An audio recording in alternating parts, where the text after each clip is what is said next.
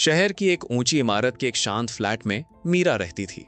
बाहरी दुनिया के लिए मीरा सफल थी, लेकिन अंदर से वो गहरी डिप्रेशन के अंधेरे में डूबी हुई थी। अपने माता पिता को खोने के बाद उसका जीवन बेजान हो गया था। उसे न खाने में स्वाद आता, न ही खिड़की से बाहर चमकती धूप में कोई खुशी दिखती।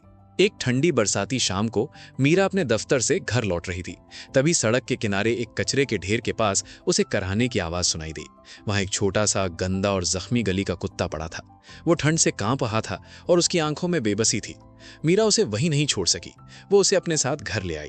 शुरुआत में मीरा ने उसे सिर्फ दयावश रखा था। उसने उसका नाम रखा शेरू।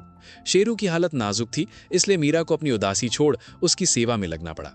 उसे समय पर खाना खिलाना, उसके जख्मों पर दवा लगाना, उसे नहलाना और साफ रखना। धीरे धीरे मीरा ने महसूस किया कि शेरू की वजह से उसकी दिनचर्या बदल रही थी।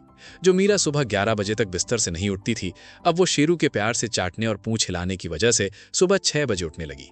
एक दिन मीरा सोफे पर बैठी रो रही थी।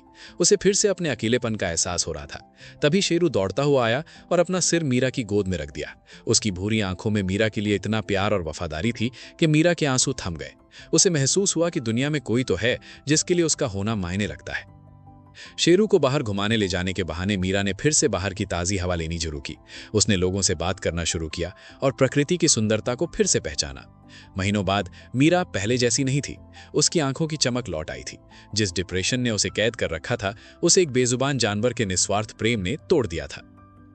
सच तो यह था कि उस दिन मीरा ने शेरू को नहीं बचाया था, बल्कि उस छोटे से आवारा कुत्ते ने मीरा को मौत के अंधेरे से बचा लिया था। कभी कभी हमें खुद को ढूंढने के लिए किसी ऐसे को सहारा देना पड़ता है जो हमसे भी ज्यादा अकेला हो।